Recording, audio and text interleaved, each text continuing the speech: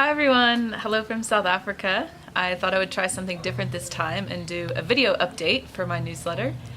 And yeah, so it's been a really busy last few months, and I feel like if you're following any of my updates and my prayer requests, it could be a bit confusing as I've jumped around to so many places doing a lot of different things.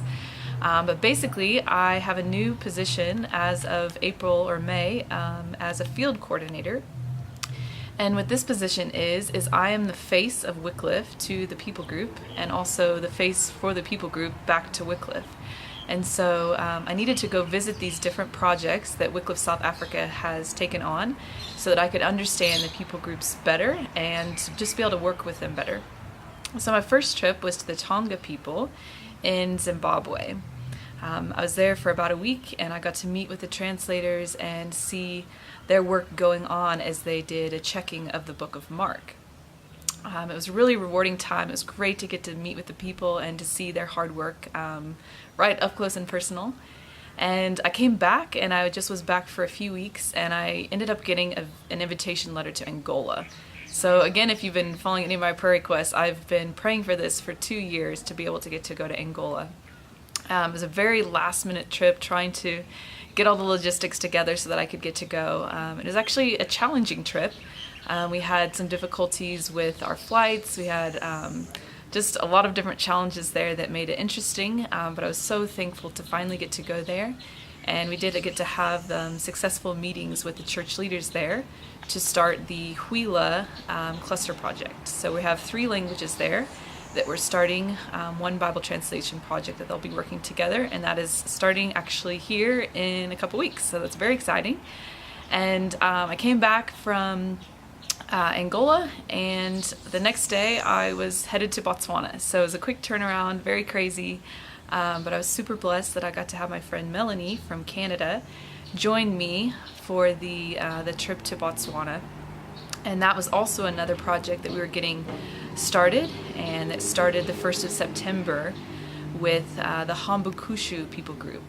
Had a great time getting to see the area there, getting to meet some of the translators and hear from the church leaders as they planned for their people group.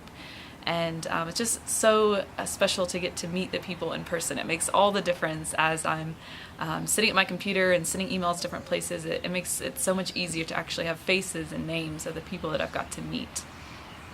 Just here recently, I got to visit the Himba people group in Namibia. So that's my most recent trip, and also I'd say the most interesting people group. Very unique culture. The women are very beautiful. They dress in traditional clothing, and they have a special way that they do their hair with the fat from animals and this red clay ochre. And yeah, so it's really cool to get to be out in the villages with the people. And this was also a joint project with Samaritan's Purse. So I bet most of you probably have heard of the name Samaritan's Purse and have maybe even packed some Christmas shoeboxes with Operation Christmas Child. And we actually got to deliver some of those boxes. It was so cool to get to see the joy on the people's faces as they accepted these Christmas boxes.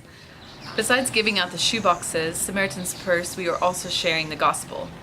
And the Himba are considered an unreached people group, and so most likely when we were sharing the gospel, it was the very first time some of these people were hearing about Christ. It was so amazing. I can't even put into words how incredible it was to see them listening and to them hearing the story about Christ, and several even giving their life to Christ.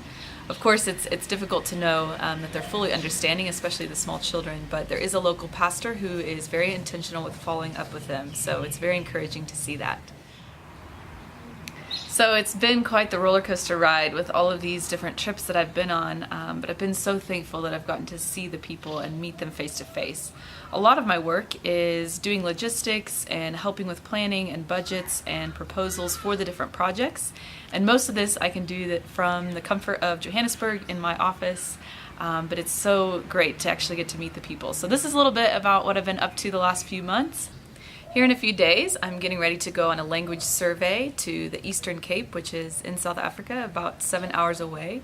I'll be going with a couple of colleagues, and we'll be doing language research for a few languages that we think still have need for a Bible translation. So after that, the only thing, the big thing I have left for the year is the 947 bike race that Eric is helping me train for. We're doing this together, and it's been a lot of fun to do together. I have a few scars from biking, but it's also been a great joy to get to train and do something like this with Eric. This is a fundraiser actually for Bible translation.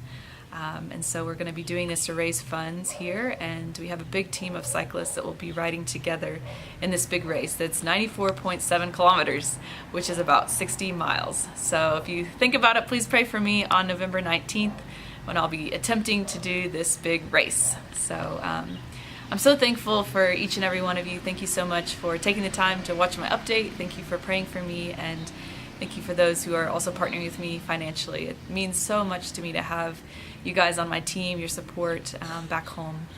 And I miss you guys. I hope to be able to get back to the States maybe in 2018. I might be going for a training, but I'll keep you posted on that later. So thank you so much. Love you guys. Bye.